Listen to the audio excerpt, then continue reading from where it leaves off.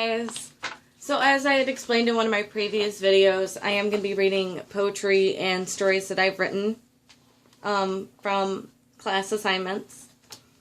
For this assignment, we had to relate ourselves to a piece of poetry written by somebody else.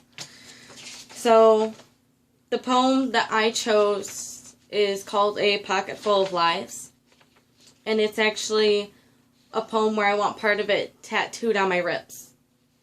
So, this is a pocket full of lies. The mirror is her enemy, the reflection is her fear. She hides all her emotions, her smile masks the tears.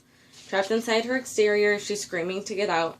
Then parallel to her reflection, she's staring herself down. She finds every imperfection, and tears are forming in her eyes.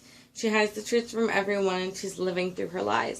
So she pretends like she's happy, she smiles like she's okay. Her happiness is but an act, and she's breaking more each day. She's striving for perfection. In her mind, though she's not close, she's working harder towards her goal, and it's hurting her the most. Then she collapses into a heap, because no matter how she tries, she's still living with a broken soul and a pocket full of lies.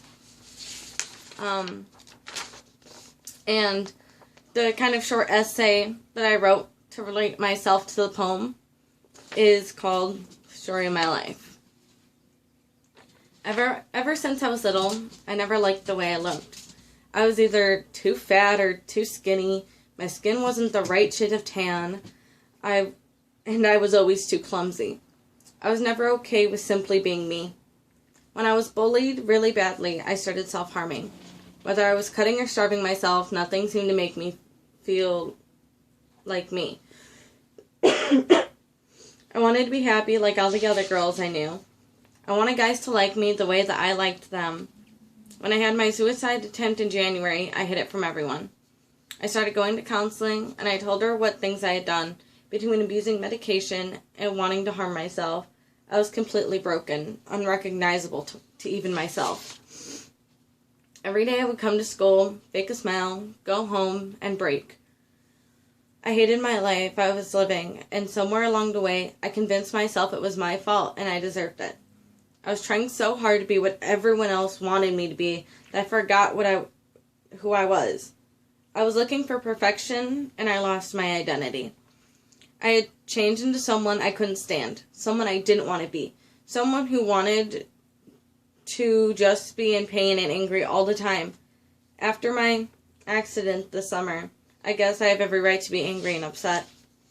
I don't want to be that person I was ever again. After the summer, I fell into severe depression, and I had self-harm. That's how I really relate to this poem. I was living with a broken soul, the trauma that had happened to me this summer and my depression, and a pocket full of lies, my self-harming. Now I think that everything had happened for a reason, and that without everything that I have struggled to get through, I'm a million times stronger for it. I still battle with my depression, and doctors think I might be bipolar. I tried so hard to be this perfect person, and I know I have my faults, as does every person. I try to be the best person I can, and somehow my good intentions come to no good. Whenever I feel sorry for myself, I always list off things I will simply never be able to do. Then, when I calm down, I write down the things that I will do. I know I'm not perfect, and I will never be. Now I see that there's the good side of my reflection, and the mirror doesn't always have to be my enemy anymore. As I try to be the best person I can, that's all I can do. I can finally let the girl who's been screaming to get out of her cage and let her live the life she loves. I don't have to be afraid of myself anymore. At the time that I was self-harming, I didn't realize the harm I was doing to my goals. Perfection doesn't have scars.